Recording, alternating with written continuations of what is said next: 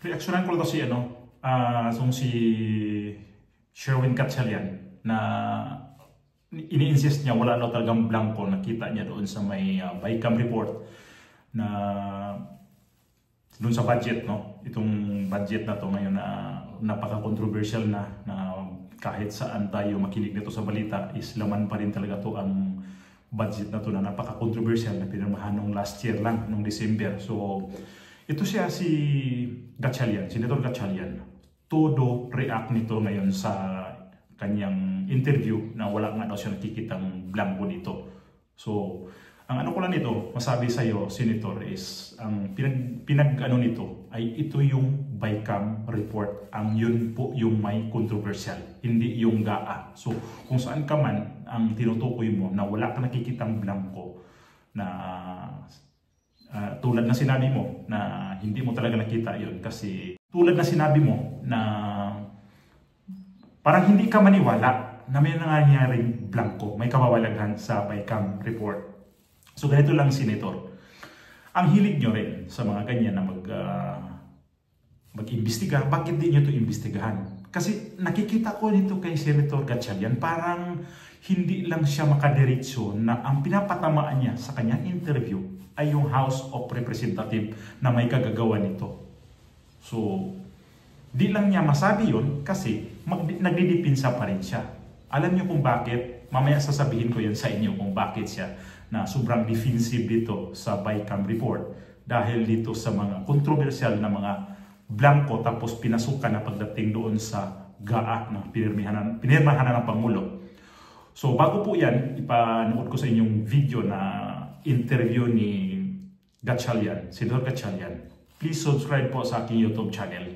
My opinion kasi, based on my experience sa mga ganitong budgeting, hindi kasi magbabalanse yung budget kung may mga blank item. How do you total it, no? So, my initial reaction is hindi siya magbabalanse. Kaya parang hindi imposible magkakaroon ng blank items, no? At pangalawa, ang Senate mahigpit diyan eh. Ang mga Senate staff, lalo na yung LBRMO, mahigpit na mahigpit yan. Hindi papapermahan any senator kung ang dokumento ay hindi kompleto o hindi in order. Yan ang experience ko, yan ang kagandahan naman sa mga Senate staff natin. Hindi nila linalagay sa alanganin ng mga senador. No? At yan ang mga experience ko with them. Kaya itong nangyari ngayon, mas maganda kung sino yung mga nakaperma doon. I don't want to speculate sino yung mga nakaperma doon. Pero yung pinakita ni Marlon, may mga signatures doon. Yung nakita ko lang blank items na papel, yung pinakita ni Marlon. In fact, yun lang ang only paper or pieces of paper na nakita ko na mayroong blank items. At hindi ako nakaperma doon. Apparently, mga senador hindi rin nakaperma doon. So, mas maganda itanong nilang yung mga nakaperma doon. Kasi definitely hindi nanggaling sa Senado yan. The way I understand it, dahil nga walang perma yung mga senador. Mas maganda siguro tanungin yung mga pumerma doon dahil sila yung pumerma. So, dapat nakita nila kung ano yung nakita nila. So, I cannot say whether that document is authentic or not because wala akong perma doon eh, no? The only people who can say that authentic yun, tama yung pinerma nila, yung mga nakaperma. Di ba sabi niya na hindi na naman daw ang mga staff ng mga senador, hindi naman daw sila ipapahamak kasi nagre-review ang kanilang mga staff. Tama ko yun, nagre-review ang kanilang mga staff. Pero sa ganitong sitwasyon ngayon, ang inyong staff ay hindi ito talaga nakikita dahil doon sa BICAM report ang may problema. Hindi ito gawa-gawa na may ilang congressman doon na nagsabi na talaga na blanco. Ang nag-expose nito itong si Congressman Ungab ng Davao City.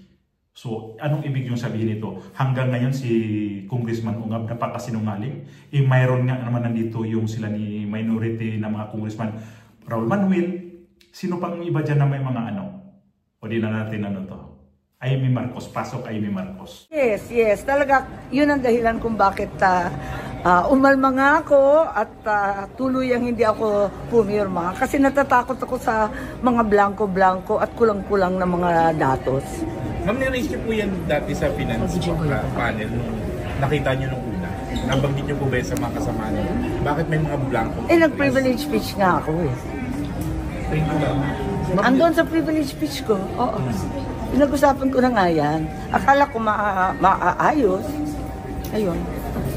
Is it highly irregular na may mga pinipirmahan na blank? Pero alam mo, dalawang magkaibang dokumento ang tinutukoy nila. Yung isa, yung BICAM report na talagang blanco at kulang-kulang ang datos. Yung isa naman, yung GAA, napuno na ng mga numbers. Kompleto na yon.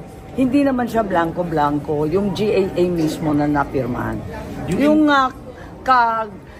gulat-gulat yung BICAM kung bakit nakalusot na may mga blankong amounts. Ma'am, yung enrolled bill, nakita niyo po ba yung enrolled bill? Ano naman? Sa interview ni Amy, ano masasabi mo ngayon, Senator Sherwin Gatchalian? Ay naman, nung panahon na pumasok din sa busway yung sasakyan mo, ang ano mo kaagad-agad ang tinuro mo, yung tatay ba yun niya? Ang nag-ano doon, o driver din ang pumasok doon. Naman, Senator, namimihasa na itong mga politiko talaga na magsisinungaling. No, talagang hindi ka pala talaga pwede magpolitiko, hindi ka sinungaling. Kung magpolitiko naman pala ang tao, kung ano, magiging Pinocchio pala. Nakakaano lang ngayon ito sa mga namumuno kasi pagka nagiging elected official ka na, nagiging Pinocchio na kayo. So wag na kayo magsinungaling dito. Wag na kayo magturuan dito. Kaagad-agad gumawa na kayo ng mga ng mga resolution diyan o anong pwede. Di naman ako senador kasi kaya hindi ko alam resolution ba yan o kung sa barangay yan maggawa kayo ng ano bang tawag yan sa barangay. May tawag yan kung gagawa kayo ng parang batas nyo. Comment nyo na lang kung anong mayroon dyan. So sa sinabi ni Amy Marcos mayroon, di ba? Confirm, Senator, na may blanco. Kaya nga hindi ko pumirma kasi pinaliwanag niya, ang may blanco. Pero pagdating sa GAA, napunuan na. Ang tanong nga dyan sa taong bayan ngayon, Senator Gatchalian, sino ang nagpuno? Sino ang may kagagawan doon? Kayo mismo dyan sa Senado, hugas kamay na rin kayo dito kasi pumutok talaga itong kasi nakakahiya to Controversial to Ang daming perang involved dito. Bilyon-bilyon po ang nito. Ang hindi nabigyan ng pondo, kagaya ng PhilHealth nito, hindi binigyan ng subsidy. Ano pa yung mga tinanggalan dyan, tapos dinagdagan, kagaya nitong DPWH na pinakamalaking budget sa kasaysayan na binigay itong taon na to. Aber, sagutin nyo, kaya hindi ka makadiretso ng sagot. Ito na, sabihin ko sa iyo. Kasi yung kapatid mo kasi nasa DSWD Secretary. Yan yung pasimuno din dyan sa mga bigay-bigay. Rex Gatchalian ba yun? Nandiyan sa DSWD. Na yan yung siyempre kasama niya sa mga nagbigay-bigay ng mga tulong dyan. So nagbibigay yung Gatchalian yan, mga tulong-tulong. Siyempre credit ka rin doon. Meron ka rin doon na i-credit na mga kasi kapatid mo yan na DSWD Secretary kaya ngayon, ang mo, hugas kamay ka.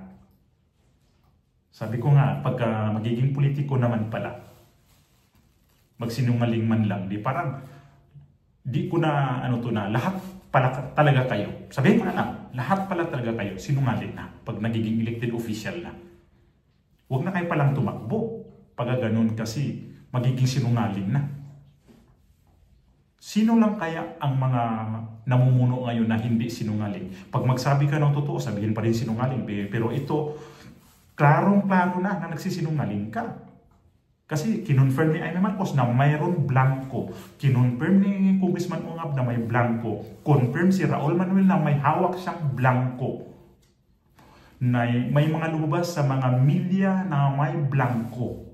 So, ano ang masasabi mo dito ngayon, Gatchalian?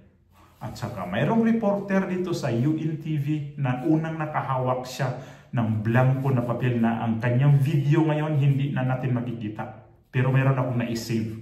Meron akong nakuha sa kanyang video na kasama ka doon na in-interview ka, na nagmaang-maangan ka. Ilabas ko lang yan mga sunod araw. Busy lang ako ngayon eh. Kung ano yung masasabi mo doon. Kasi kasama ka doon sa interview ni Aser Kadapan ba yun? Ng reporter ng UNTV. Pero taka lang ako nitong video na to, yung balita na to sa UNTV na hagilapin ko, hindi ko na makita to talaga. Pero may isang nag-vlog dito na nakuha to niyang clip na to. So kasama ka, Sherwin Gatchalian dito. Hindi ko naman sinabi na kasama ka sa pumirma sa Blanco. Ano sa may ano na, pinunuan na. Hindi. Kasama ka sa interview na nag-deny ka pa din. Hanggang ngayon, deny ka pa rin hanggang langit yung pagdi-deny mo. Huwag ka naman kasi masinunod. Kasi mga tao ngayon, nag-aantay nito kung ano talagang resulta. Magsalita na kayo. Pag sa mga Duterte, ang ano nito issue, sigurado mas mabilis pa sa kidlat yung kilos nyo ngayon. Imbestiga agad. Diba, Sherwin Gatchalian? Totoo ba yun? Na hindi mo nakita talaga ang Blanco. Ito si Kimbo. Umamin na eh.